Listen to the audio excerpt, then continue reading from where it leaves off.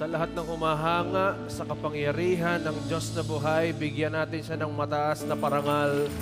Palakpakan natin ang ating Panginoon. Come on!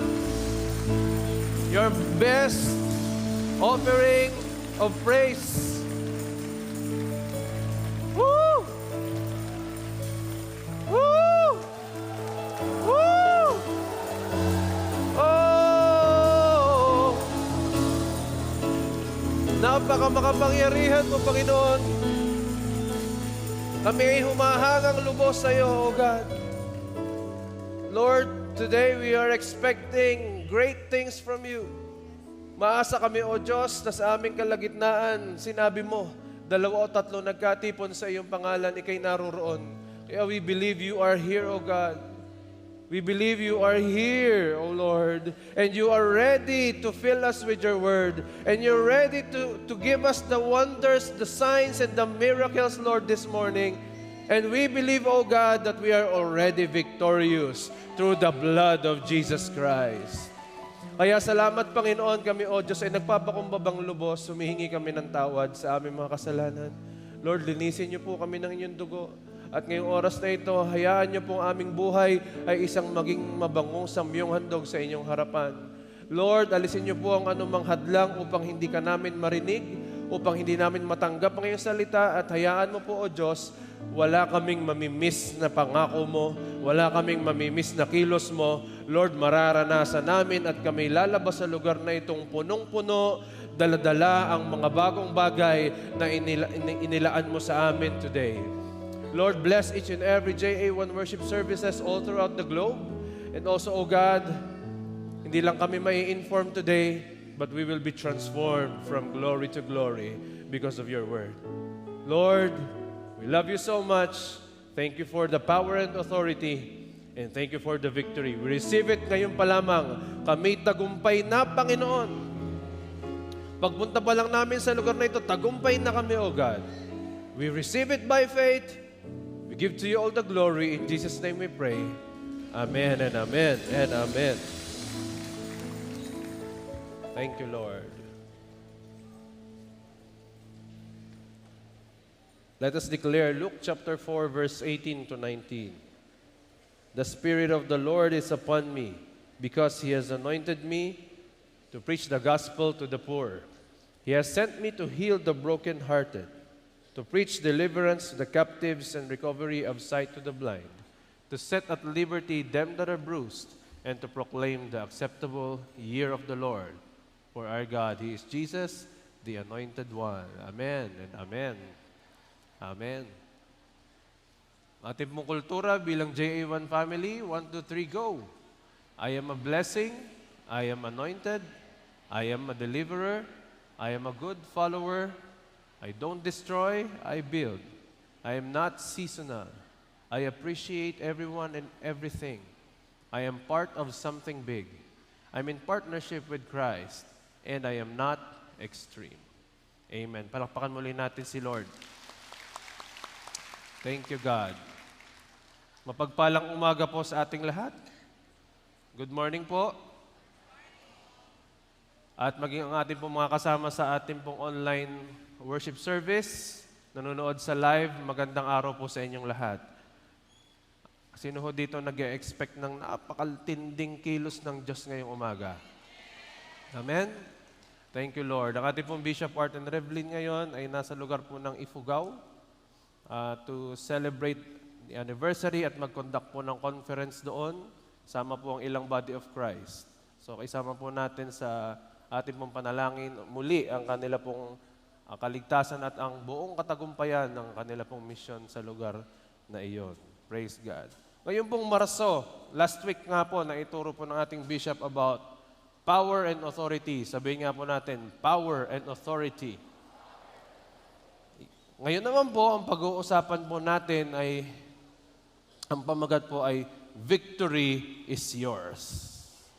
Sabihin mo nga sa kaliwat kanan mo, victory is yours. Yung may diin dahil victory yan eh. 1, 2, 3, go. Victory is yours. Amen. In reality, We are not living to be victorious, but we are already living in victory. Sa totoo lamang po, hindi po tayo nabubuhay dito para hanapin o para puntahan o magtagumpay. Kundi ikay nabubuhay na sa posisyon na ikaw ay matagumpay na.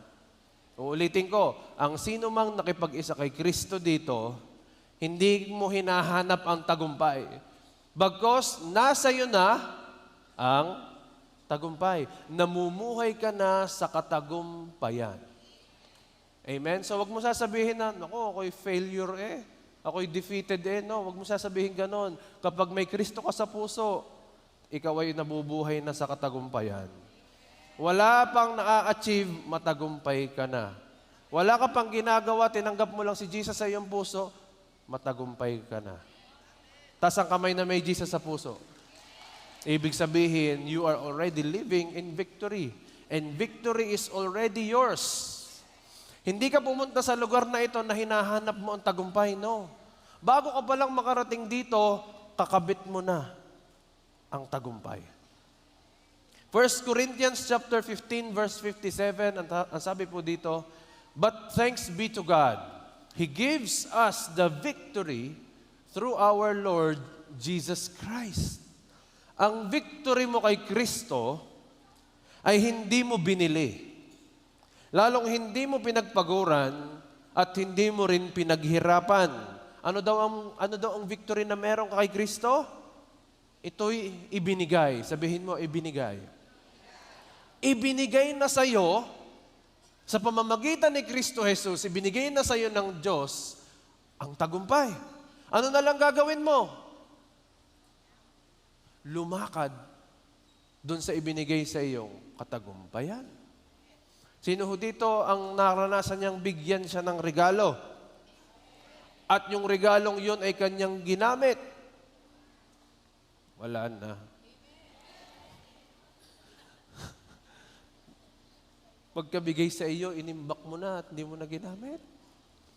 Nung binigay sa iyo yung regalo, ginamit mo. Pag ginagamit mo ang regalo, natutuwa ang nagbibigay. Pero kapag ang regalong ibinigay sa iyo hindi nakikita ng nagbigay, bibigyan ka pa kaya sa susunod? Sa iba na ibibigay. Bakit? Ay hindi mo naman pala ginagamit. Amen? Ang tinanggap mo'y katagumpayan. Kaya kung sasabihin kay Lord, Lord, please, bigyan mo ko ng katagumpayan sa aking pag-aaral. Lord, please, bigyan mo po ako ng katagumpayan sa aking negosyo. Lord, bigyan mo po ako ng katagumpayan sa aking relationship. Maling prayer yon. Dahil ngayon pa lamang, tinanggap mo na si Kristo, lumalakad ka na sa katagumpayan. Hindi mo kinakailangang madagdagan ka pa ng ibang bagay, although idadagdag ng Diyos sa iyo ang pangangailangan mo. Pero hindi yun ang magiging basihan para sabihin ikaw ay may tagumpay. Sinabi dito that He gives us the victory through your riches, through your fame. God gives you the victory through only by the name Jesus Christ. At hindi mo na kailangang magmakaawa. Bakit? Nasa iyo na ang tagumpay. Lumalakad ka na ngayon doon. Ayaw mo man o sa hindi, lumalakad ka na sa tagumpay. Kaya nga po, hindi mo ba pwedeng sabihin na ang tagumpay ay galing sa iyo? Kasi malinaw na sinabi ng Bible that He gives you or He gives us. Binibigay sa iyo ng Diyos sa pamamagitan ni Kristo ang katagumpayan. Kaya wala ka maipagmalaki na kaya ka nagtagumpay ay dahil masipag ka, malusog ka, matalino ka, malakas ka, magaling ka. Hindi mo pwedeng ipagmalaki ang lahat ng talentong meron ka. Kung bakit ka naging achiever ngayon, marami kang naabot sa buhay mo, hindi pwedeng ipagmalaki kung sino ka. Bakit? Ang tagumpay mo ay binigay sa iyo ng Diyos. Minsan nga, hindi ka pa deserving pero binigay na sa'yo. Ang tawag doon, pabor. Ang lahat ng may pabor dito ay sigurado ang tagumpay. Taas ang kamay ng may pabor ng Diyos. Amen. Lord, yung nagtaas lamang ng kamay, sila lamang. Taas ang kamay ng may pabor ang Diyos dito. Amen. Sabi nga po natin lagi in Proverbs, pag tinaas mo ang kanang kamay mo, anong meron? Long life. Pag tinaas mo ang kaliwang kamay, riches and honor. Ay ayaw mong magtaas. Ibig sabihin, gusto mo poverty and short life? Tanong, sino uli dito ang may pabor galing kay Kristo? Amen. Lord, lahat na nakataas ang kamay, talagang lalakad sa tagumpay ng buong taong ito sa pangalan ni Jesus. Pasalamat po tayo at ang ating Diyos ay mabuti at hindi niya pinagbabasihan ang kwalifikasyon mo kung sino ang bibigyan ng tagumpay. Ang sabi niya, basta may Kristo ka sa puso, nasa iyo na ang katagumpayan. Now, may 3 puntos po tayong pag-uusapan. Kung paano mo masasabing victory is yours. Do you believe that victory is yours? Ayun ang number 1. Believe that victory is your identity. Sino ditong alam niya ang kanyang identity? Kilala niya ang kanyang mga magulang? Kakaunti pala, no? Kakaawa naman yung iba. Hindi kilala ang magulang. Sino uli dito ang kilala ang kanyang magulang? Yan, maganda mag-participate tayo sa umaga dahil mahirap po ang makatulog pag ganito kaaga. Okay? Kagigising nyo lang tapos makakatulog na kayo. Sabi ko nga po, pag may nakita ako ditong pipikit-pikit pa, papapatay ko ang aircon. Okay. Pasalamat tayo, kilala natin ang ating mga magulang. Kilala natin ang ating lineage, ang ating pong mga angkan. Kilala mo ang mga pinsan mo. Ibig sabihin, you have an identity. Kasi hindi lahat po ng tao ay kilala ang kanyang sarili. Meron po kami dati naging member sa J1 Musafa, hindi niya po alam kung sino ang kanyang mga magulang. Hindi niya kilala. Lumaki po siya sa isang bahay ampunan. Ay napakahusay ho sa basketball. Hindi niya alam na siya pala po ay anak ng isang ng isang American at saka ng isang Pilipino.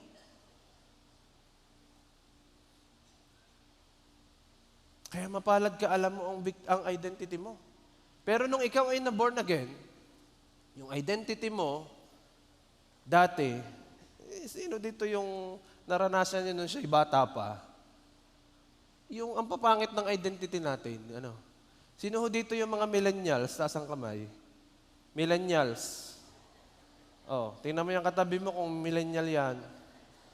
Ay, hindi ho ari millennial, ari ho'y millennia. May puro linya na daw din eh.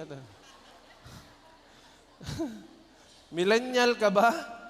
Alam niyo ho, nung ako po ay kabataan, ako po isang millennial, ay ang dami hong bansag sa mga bata. Ano ho, iba-iba ang pangalan. Merong si Boknoy.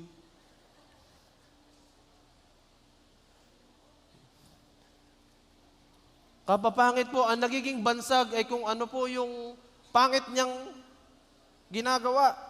Pag po laging, yan kasi 11, padating na. Ano yung 11? Ay laging 11 ere. Kahirap ho ng gayon. Okay? Yan kasi 5, yan kasi 5'3". 5'6", 5'3", nadating na. Ba't 5'6", 5'3"? Eh, pag nalakad 5'6", 5'3". 5'6", 5'3".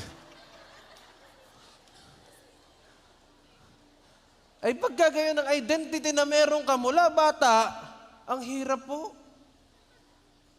Ako nga ho ay binabansag, ang bansag sa akin, ang pogi. Ang hirap. Ang hirap na identity yun. So tayo po yung Kapag ang bansag sa'yo, ang pangit, naku, ang dami ko ba pong alam, pero ayaw kong sabihin dito dahil talaga namang hindi pwedeng marinig online. Saka na lang pag tayo-tayo na lang. Pero gusto kong sabihin sa'yo, nung tinanggap mo si Kristo, isa na ang identity mo. Ikaw ay anak ng Diyos. At ang identity na yon, ang ibig sabihin, pag anak ka ng Diyos, you are victorious. Minsan kailangan mo bang patunayan eh? Ayaw mo ba agad tanggapin na ako'y victorious na dahil kay Kristo? That is my identity. Pag sinabing yun ang identity mo, walang makakapag-alis nun sa'yo. Amen? Aba, yun pong mga batang yun, ang pangalan ay 11, 5653. Hanggang ngayon po, pag nakikita, kapogi na ni 11. Kahit pumogi, ay nandun pa rin po yung identity na. Ibang klase si 11, mayaman na. Pero nandun pa rin yung 11. Ayaw natin at sa hindi, mahilig po tayong magbansag. Pero praise God, binansagan ka ng Biblia na ikaw ay victory. Hindi lang ikaw victorious eh. You are a walking victory. Hindi ka na walking in victory. You are a walking victory.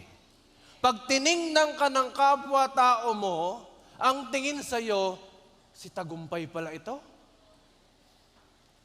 Amen? Kaya please lang yung mukha mo.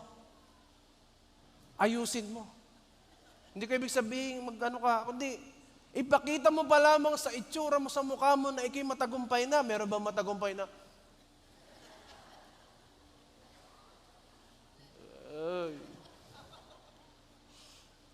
Ang matagumpay nakangiti. At ang matagumpay, alam niya sa sarili niya, kasama niya ang Diyos.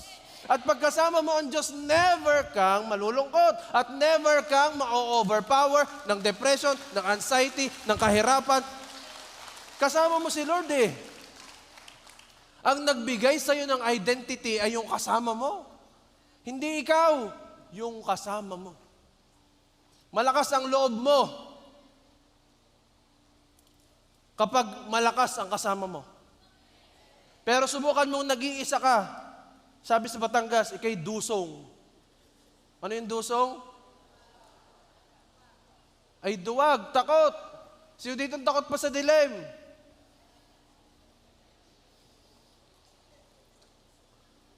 Pero pag may kasama ka, okay lang. Kaya siguro yung mga babae kapag iihi, lagi, tayo, sama mo ko.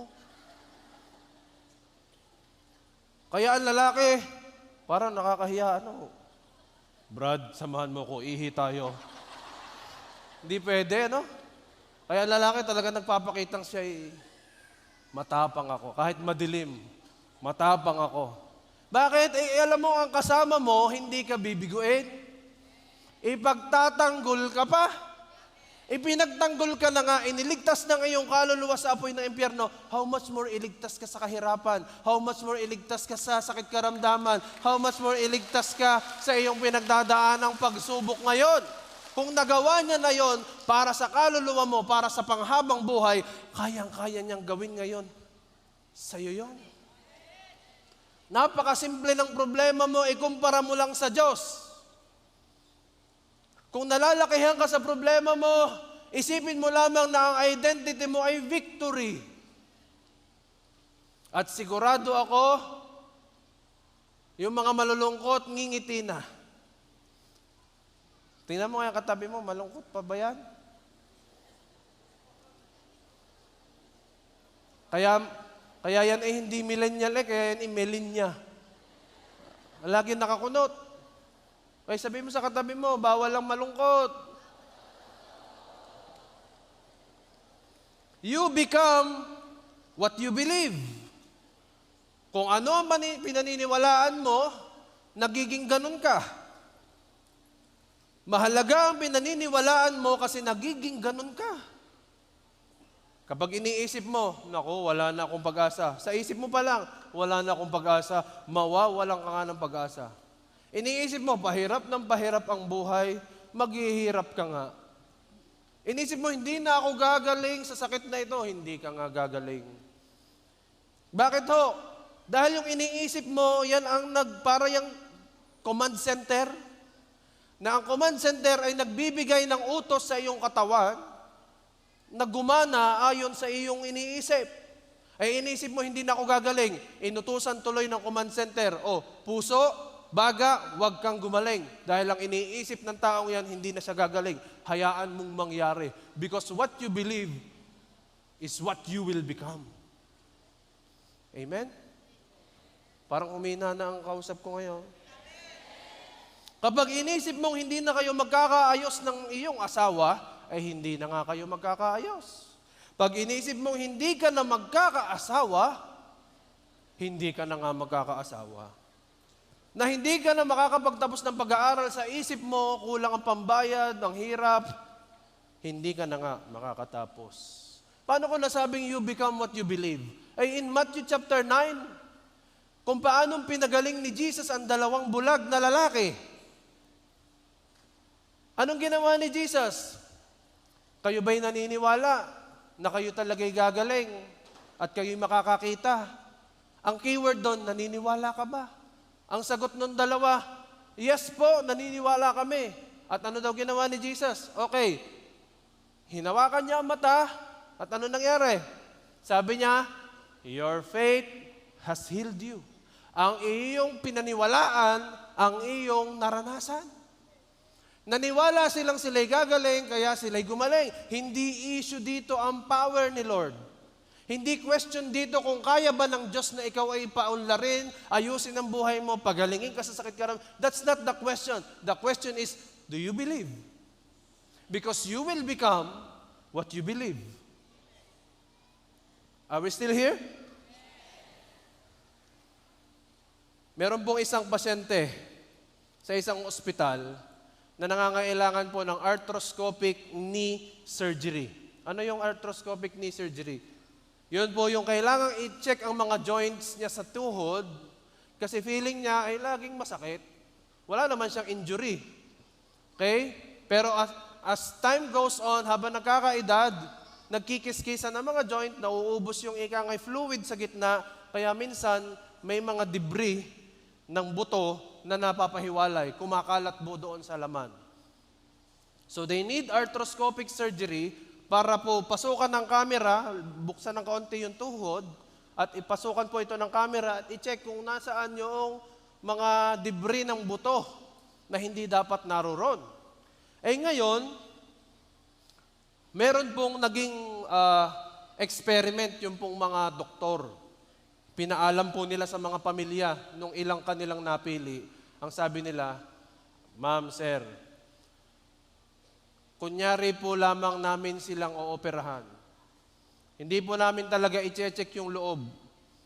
Lalagyan lang namin sila po ng incision, ng 3 po dito sa tuhod. Para kunyari ay sila po ay naoperahan. Pero ang alam po nila ay sila'y ooperahan at lilinisin ang kanilang tuhod. Pero tayo lamang po nakakaalam na hindi po pala ganun ang ating gagawin. Sabi nung pamilya, sigurado ba kayo dyan? Baka pumapahamak ang aking kapamilya. Hindi po, kami po ang nag-assure sa inyo na kung may problema man, kayo po ay lumapit sa amin muli. So pumayag po yung family. Pinatulog, ginawa ng fake surgery. Binuksan ng tuhod, kunyari lang. Paggising nila, after nilang makatulog, sinabihan sila na okay na, kayo magaling na. At umalis po yung mga pasyente na yon na akala nila sila po ay na-surgery. At alam nyo ho, after 2 years pa bumalik. At ang sabi po nila sa doktor, maganda po ang naging resulta ng surgery.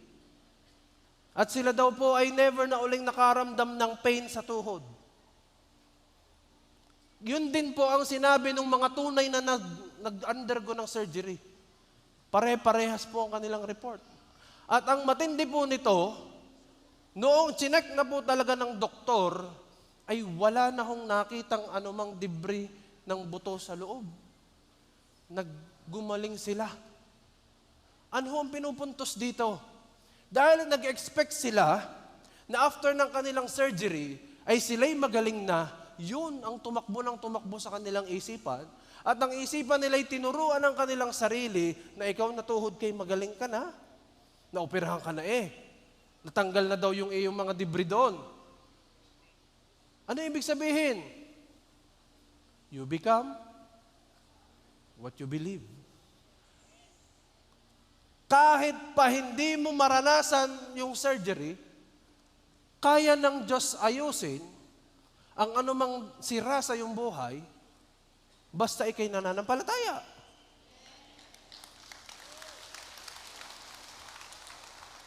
Doon pa lang sa Matthew chapter 9, hinibo pa lang ang mata, wala namang ginawa si Jesus na kung ano, hindi naman yun nilaser o kung ano man.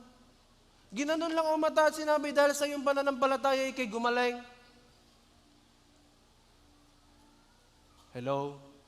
Hindi ko sinasabi na wag na kayong papadoktor, wag na kayong, hindi yon. Doctors and medicine are a blessing to us. They are there to help us receive treatment and to cure disease. Pero gusto kong sabihin sa iyo, it all starts and ends in what you believe.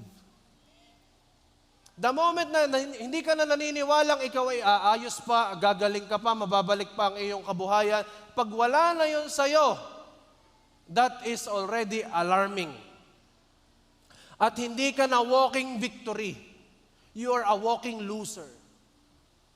At ayaw natin na maging identity natin ay loser. Because you are not a loser. Sabihin mo sa katabi mo, hindi ka natalunan. Sabihin mo sa kabila, graduate ka na doon. Ikaw ay isang nabubuhay na tagumpay. Tumulong daw po ang expectation nila at ang kanilang mind sa tunay na healing process. Kaya pansinin nyo, kung may mahal kayo sa buhay, na may sakit, na inaalagaan ninyo, kumbinsihin ninyong isipin niya na siya'y magaling na. Huwag niyong i-honor yung mga nararamdaman niya, ako'y talagang minsan nasa isip na lang yun. Amen? Kumbinsihin ninyo that what you believe is what you will become. Kasi nangyari sa Biblia, ang dami pa po dito. Amen ba? Victorious ka na, victory ka na, need mo lang ma-realize at ma-maintain ang victory mo at makahawa ka rin sa iba. Hindi lang ikaw ang magiging victory, pati iba. Magiging identity mo ang victory. Kung natalo ka, kung nadapa ka, kung bumagsak ka sa pagkakasala, gusto kong sabihin sa iyo, hindi nawala ang identity mo. Ulitin ko, kung natapa ka, nakasingit ang kaaway sa iyo, naramdaman mo parang naisahan ka ng kaaway sa isang aspeto na yun ng buhay mo, na-scam ka, nagkasakit ka, na-aksidente ka, nagkaroon ka ng pangit na event sa buhay mo, gusto kong sabihin sa iyo, hindi nawala ang identity mo. Nandun pa rin ang identity mo na ikaw ay si tagumpay. Ang gagawin lang ng kaaway, didiktahan ka ng didiktahan na wala na. Hindi ka natanggap doon. Baka pag lumapa ka doon sa gate, masunog ka. Huwag ka nang pupunta doon. Ang lahat ng nado doon ay mababait. Amen ba? Taas ang kamay na mabait. Lord, yung hindi nagtaas.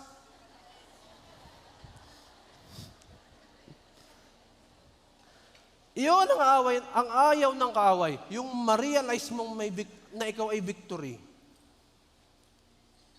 Para bang gusto ng kaaway, sabihin sa iyo, kailangang may patunayan ka sa Diyos para ikaw ay tanggapin muli.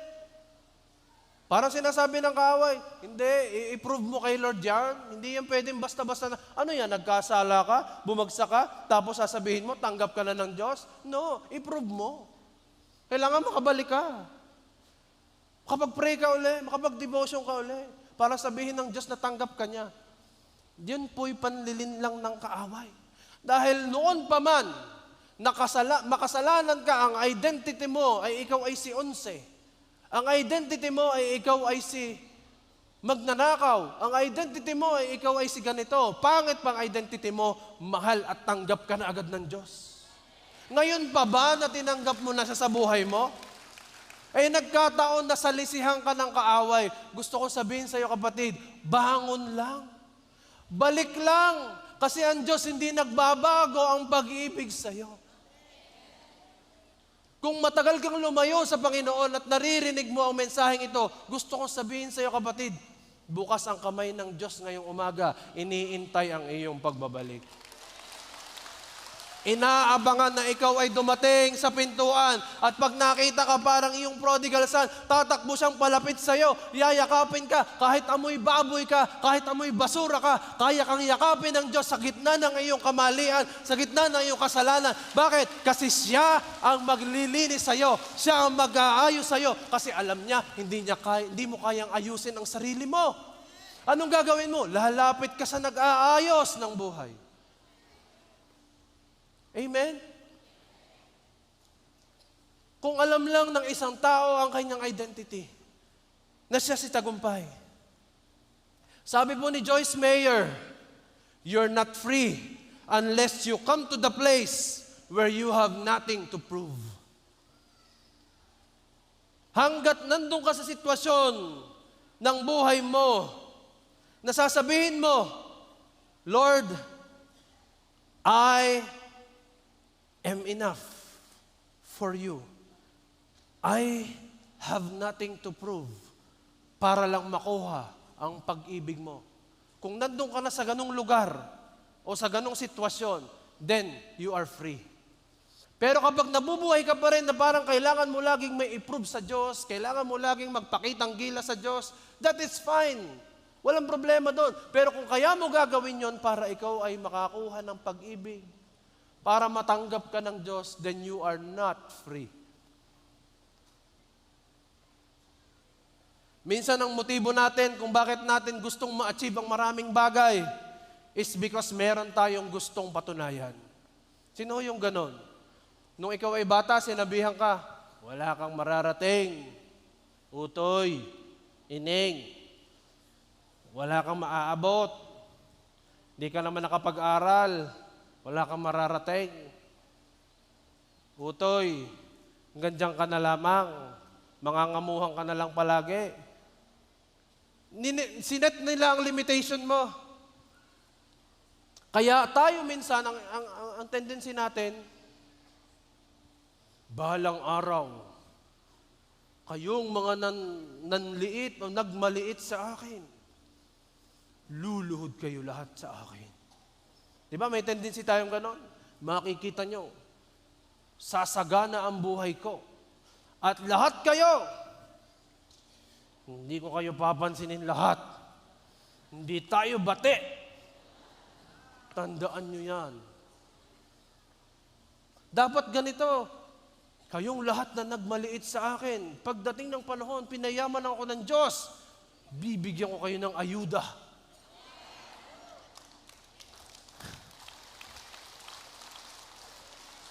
Nagyayabang ka ba noon? Lumalakad ka lang na tagumpay. Nire-recognize mo lang yung identity mo. Nandiyan ba tayo? Minsan kailangan mo bang i-prove? Lalo sa iba. Ito ha. Para masabi ng maraming tao na matagumpay ang taong ito, kailangan may makitang ebidensya. Ang tawag doon, external victory. Sabihin nga natin, external victories. Kailangan daw may makitang ebidensya sa iyo na ikay matagumpay. Sa anong paraan? Kailangan makita nilang may achievement ka. May naipundar ka. Meron kang magandang kabuhayan. Kailangan may makikita sa iyong mga title. Lahat ng PhD, MD, ABCD, nasa iyo. Para sabihin na matagumpay ang taong ito. Kailangan daw makita sa iyo na marami kang pera. Para masabing, yan ang matagumpay, maraming pera. Kasama yun eh. Hindi ko sinasabing hindi tagumpay, kasama lang yun. Pero ang tunay na tagumpay, na hindi alam ng marami, ay yung major victory. Meron po tayong minor victory, at yun po yung achievement in life. Yung may titulo ka, yung meron kang, alam niyo yun, outwardly nakikita nilang blessed ka. Yun po yung mga minor victory. But you know what? The major victory, yun po ang ating dapat na laging pagtuunan ng pansin. Kasi yung minor victory, madaling idagdag ng Diyos yun eh. Pero yung major victories, these are the internal victories. Yung kanina, external victory, at ngayon po ang pinag-uusapan natin at dapat nating focus are the internal victories. Sabihin nga po natin, internal victories. At ito ang malimit hindi nakikita ng iba. Ikaw lang at si Lord ang may alam. Sa paanong paraan yun, Pastor? Hindi ka nagagalit kahit may nagkakat sa'yo sa daan.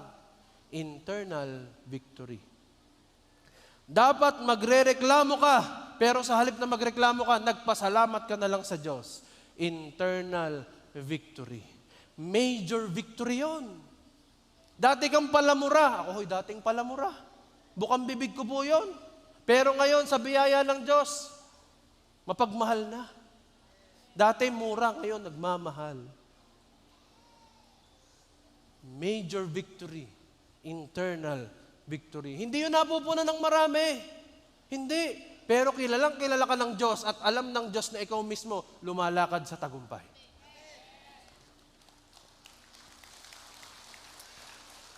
Yung marunong kang magpalampas at umunawa sa mga pagkukulang at pagkakamali ng iba, major victory mo yun. Kapag nagagawa mo lang magpatuloy sa pinagagawa ng Diyos kahit marami kang bashers, major victory yun. Alam niyo po ba sa ating page, nakita ko po nung mga nakaraan, nag-trending po yung isa kong reel sa Facebook at nakaipon na po ito ng almost 650,000 views. Na meron din po itong mahigit 4,000 comments at kung ilang libong shares. At meron itong almost 27,000 na reactions, na likes, hearts. Kasama na doon yung mga galit. Alam nyo, ako'y nagugulat, di ako'y natuwa. Ba? Praise God ba? Maraming naaabot ang salita ng Diyos. Yun po yung isa kong video clip sa tunay na pagmamahal. Nakita ko naman ang mga comment, wow, amen, amen, amen. Ba, may nagsalita po doon. Si pastor, puro kwento. Wala namang kwenta. Basher? May nagsabi pa doon, ang likot-likot ni pastor, nadidistract ako sa'yo. May mga nagsabi pa doon, yan na, nagsalita na si Judas. Anong mafe-feel mo kung ikaw yun? Ako po, na-feel ko, wow, natuwa ako. Bakit? Dahil ang basher ay nagpaparami ng naaabot. Magandang sinabi at pangit ang sinabi, lahat yan ay nakakapagpa-spread ng word ni Lord. Kaya sabi ko, huwag niyong burahin yung mga pangit na sinabi, hiyaan yung nandiyan yan. Sa isang araw, babalikan ko ang mga yan. Dahil joke lang. Wala, sabi ko, sige lang. Ang mahalaga kumakalat ang salita ng Diyos. Kaya kung may basher sa buhay mo, maging masaya ka. Bakit? Kasi alam mong nandun ka sa tagumpay. Hindi nila matiis na sila'y wala, pero ikaw ay meron. Ang tawag doon, you are victory. And that is your identity. Kapag kaya mo nang lumakad, nang kahit may basher ka sa paligid, okay lang sa'yo. Basta ang mahalaga, pinagagawa ng Diyos ay ginagawa mo. Amen? Kapag nagtagumpay ka na doon sa mga laban, sa kaloob-looban mo, ay di ka po, pag nakita ko po yung mga ganon, di ko para pong mararamdaman ko, ay, ako'y nadi-discourage na eh. Kala ko'y natutuwa ang mga tao sa aking, sa biyaya ng Diyos sa inihahatid kong salita ng Diyos. Kala ko'y natutuwa ang tao, bakit ang sawag sa akin ay Judas? Kung ganun po ang aking ilalagay sa puso ko, nako, baka hindi nyo na ako mapag-preach din eh. Bakit? Ay, nakapokus ako dun eh. Pero alam ko ang identity ko. They will not define me. They will not define the church. Bagkus, sabi ng Biblia, in Genesis chapter 50, ang lahat ng pangit na pinlano ng kaaway ay gagawing maganda ang ending ng Diyos. Ang lahat ng pangit na nangyayari sa iyo, ang ending niyan ay maganda pa rin. Bakit? Kasi identity mo si Kristo, and that is victory. Are we there? Yes. Nandiyan pa ba tayo? Kapag nagtagumpay ka sa kaloob-looban mo, saka mo pa lang din ma-enjoy ang external victory mo. Maniwala po kayo sa akin, kahit magkaroon ka ng maraming achievement, magkaroon ka ng maraming titulo sa buhay, kapag ikaw ay talunan sa loob, hindi mo rin ma-enjoy yan. Pero subukan mo na ayos muna ang iyong internal battles, the battle of your mind, ayos yon. Kahit wala pang dumadating na mga achievement, na mga title, you are already fulfilled. Why? Because nasa isip mo na at nilalakaran mo na ang tagumpay. At gusto kong sabihin sa iyo, kapag nagtagumpay ka na sa laban mo sa loob, kasunod na ang tagumpay na makikita sa labas. Sinong gusto yon? Hindi ka lang magtatagumpay sa iyong kaloob-looban, magtatagumpay ka rin sa iyong panlabas. Sabi ng Biblia, as the Lord prosper your body, He will also prosper your soul.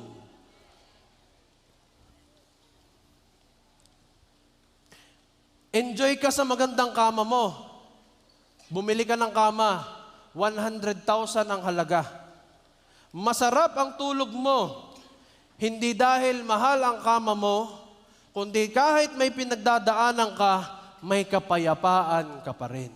Ang tawag doon, kapayapaang hindi kayang unawain ng sanlibutan. Ang tawag doon, major internal victory. Yung kahit ang lakas ng bagyo, hindi ka nababagabag kasi alam mo, identity mo na si victory. Na ito'y kasama lamang sa proseso para marating mo ang iyong ending, which is victory. Kaya kapag hindi ba maganda, hindi ba ayos, ibig sabihin, hindi pa tapos si Lord.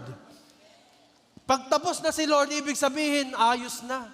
Pero pag hindi pa siya tapos, kaya sabihin mo sa kaliwat kanan mo, hindi pa tapos ang Diyos. Amen ba? Sabi po ng Ecclesiastes, chapter 9, verse 11, I have observed something else under the sun.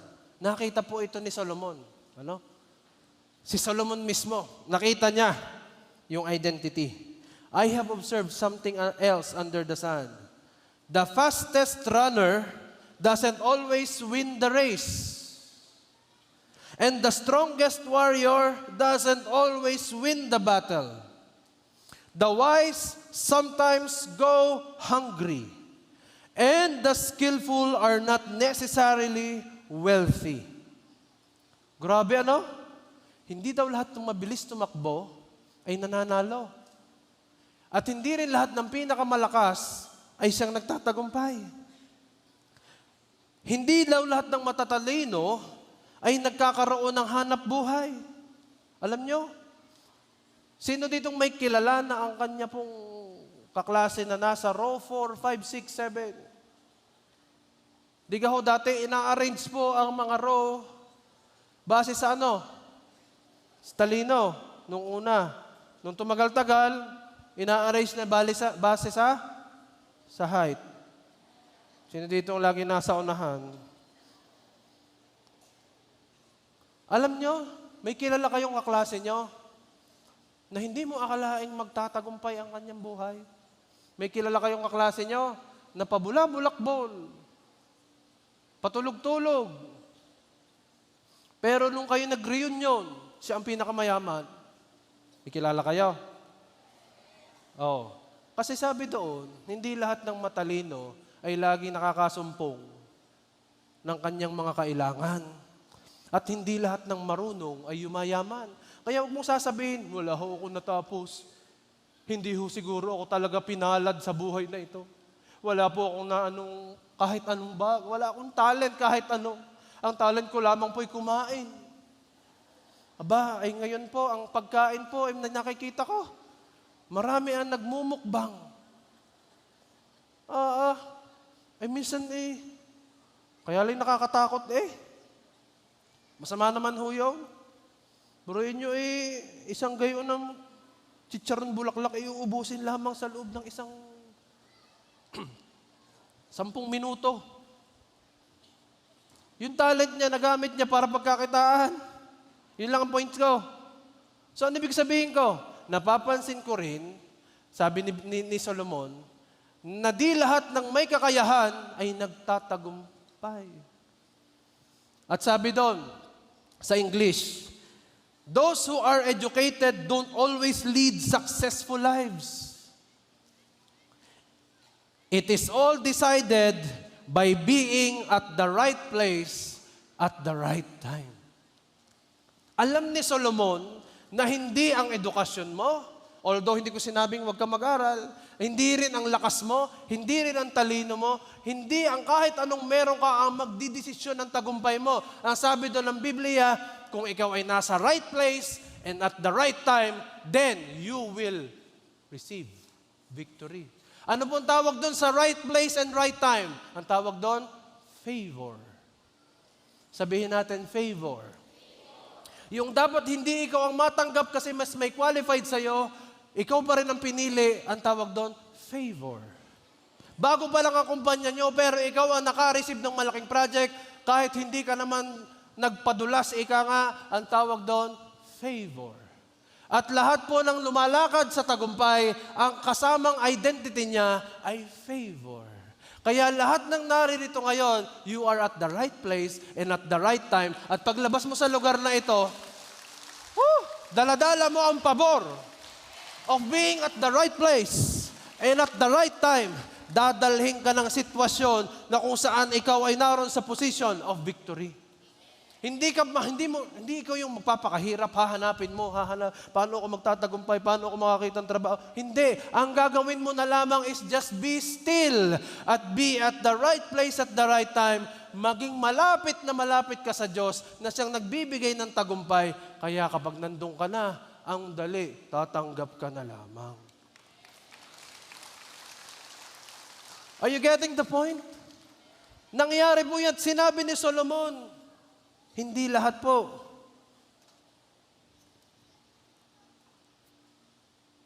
Ay nagtatagumpay. It is all decided by being at the right place and at the right time. Diyan pa po ba tayo? Praise God. So ngayon pong umaga, actually meron pa po itong 2 points pero baka ako po ay masyadong humaba. Ngayon pong umaga, ang gagawin lang po natin is to believe. Mananampalataya at maniniwala na ikaw ay si tagumpay. Babasagin mo sa kaisipan mo. Kumbaga sa computer, magre-reboot ka. I-reset mo ang CPU mo, iha-hardwire mo ngayon yan, at ilalagay mo. Hindi na ikaw si 11. Hindi na ikaw si talunan. Hindi na ikaw sa maiiyamutin. Hindi na ikaw si magagalitin. Hindi na ikaw si mayabang. Hindi na ikaw si mahirap. Hindi na ikaw si masasakitin. Ilalagay mo na sa isip mo ang iisang identity na meron ka.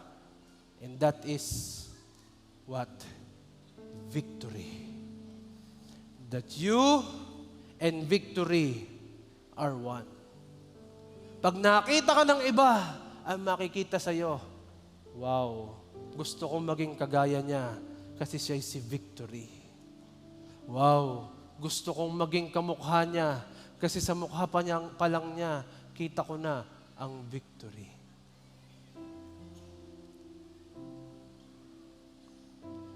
Kapatid, ngayong umagang ito, nasa iyo ang pagdidesisyon.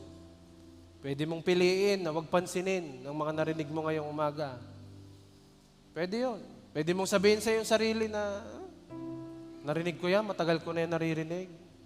Pwede mo rin sabihin sa iyong sarili na, hindi ako karapat-dapat. Mahina akong tao. Nagkakasala akong tao. Hindi ako kayang tanggapin ng Diyos. Well, panahon na. Reset your mind. At ilagay mo ang identity mo. Ikaw ay si victory. Pwede ba tayong tumayo ngayong oras na ito? Ilalagay natin ngayon sa isip natin. Hindi tayo titigil at bibitaw sa pananalangin hanggat hindi mo nare-receive at nararanasan at nararamdaman na ikaw ay si tagumpay. Marami ditong dumadanas ng matitinding pagsubok sa buhay. Ang iba sa inyo, financial difficulty ang nararanasan. Pero gusto kong sabihin sa iyo, it all starts here. The more na iniisip mong ikaw ay negative at ikaw ay walang mararating, the more na mangyayari sa iyo yon. Kaya please lang, this morning, let's change our perspective. Let's change our minds. Romans chapter 12, verse 2. Be transformed by the renewing of your mind. Habang inaawit po natin yung awiting,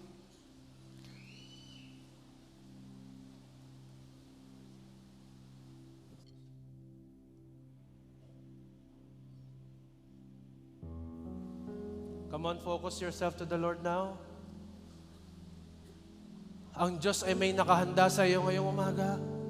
Ang dapat mo lang gawin is to believe and to have faith. Gaya ng two blind men, tinanong lang sila ni Lord, do you believe that you will be healed? Ang sabi ng dalawa, yes we do, Lord. At after nilang sabihin yon, tinanggap nila ang kagalingan. At ngayon, tatanggap ka rin nun. Tatanggap ka ng iyong identity ngayon. Tatanggapin mo na ikaw ay hindi na yung dating ikaw. Ang sino man nakipag-isa kay Kristo ay bagong nilalang na. Wala na yung lumang pagkatao. Ang lahat ay pawang bago na. Kaya ngayong araw na ito, hindi ka lang tatanggap ng Espiritu ng Diyos. Ang tatanggapin mo is the identity of victory in your mind. Amen? As we sing this song, come on, hangaan natin ang kapangyarihan ng Diyos. Kamangha-mangha, O Diyos, kapangyarihan mong taglay. Walang makalulupig at walang mapantay sa ngalan mo, O Diyos. Kami may Sa pangalan ni Jesus, tagumpay, walang hanggang ikaw ay si tagumpay. aming galang. It's in your veins. Nasa dugo mo ang tagumpay. You are a winner. You are a champion. Ilagay mo sa isip mo, I am blessed. I am anointed. Kami may tagumpay, walang hanggang papuri ang aming galang. Come on, itaas natin ang ating tinig sa Diyos. Let's sing. Kamangha-mangha, O Diyos, kapangyarihan mong taglay. Walang makalulupig at walang papantay sa ngalan mo, O Diyos.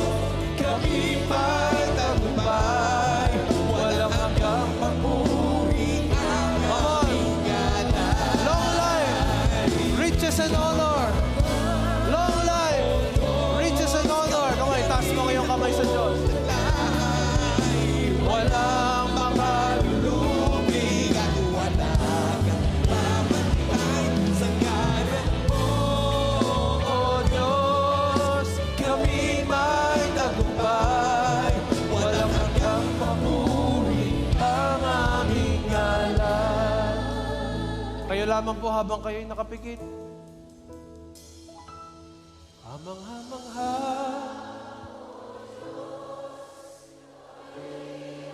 Nasa iyo ang kapangyarihan na yan.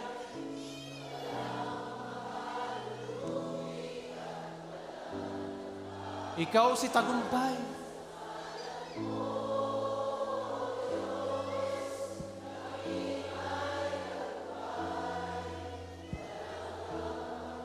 For the last time, buong puso mo sabihin, kamangha-mangha, O Diyos, kapangyarihan mo, walang makalupig at walang. Come on, with all your heart, say, O Diyos, kami may tagumpay, walang hanggang papuri ang aming sa ngalan mo, Diyos, sa ngalan mo,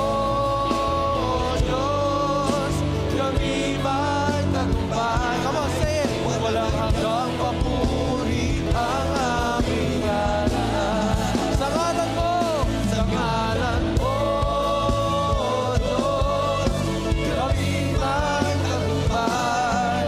Walang hanggang papuri ang aming ngalan. Walang hanggang papuri ang aming ngalan. Walang hanggang papuri ang aming ngalan. Come on! Come on! Desire! Hayaan mong i-hardwire ngayon ni Lord ang brain mo. Habang ikaw ay nakapikit, may ginagawa ang Diyos sa iyong kaisipan. Pinapalitan ng Diyos ang identity mo. Inaalis ng Diyos ang lumang pagkatao mo.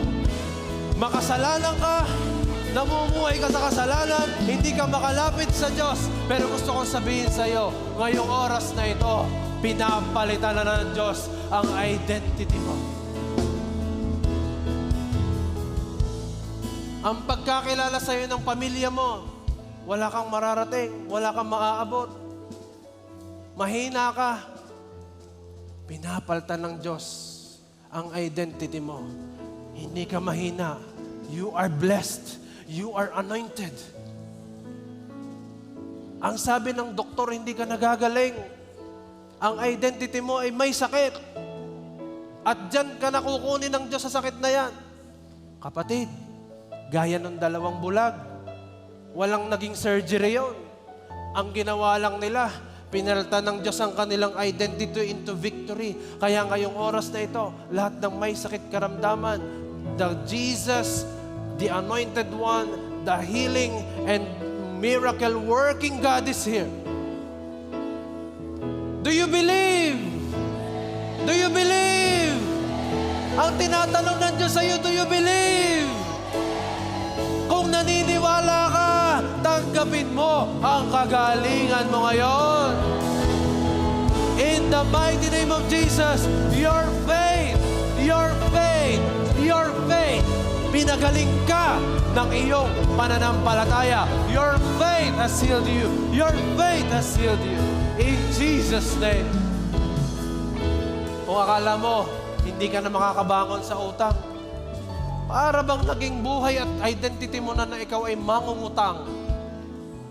Well, let me tell you this, at sinasabi din natin ito kay Satanas, that in the mighty name of Jesus, wala na ang espiritu ng kahirapan.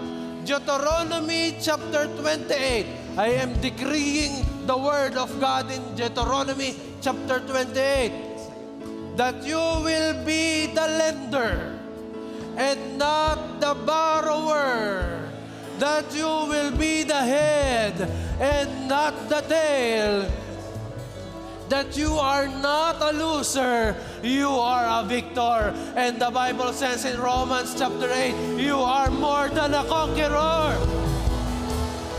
Sabi sa Romans 8, hindi ka lang victor, you are more than a conqueror. Lord God, salamat, tinatanggap namin ang identity namin. We believe, Lord, that by our faith, we are healed, we are restored, we are rejuvenated, we are resurrected. Lord, today, hindi kami matatakot na harapin ang anumang laban sa buhay, because we are more than conquerors and we have already victory and we are victory. In Jesus' name, everybody shout and say, Amen and Amen. Sabihin mo sa 3 tao, ikaw si tagumpay.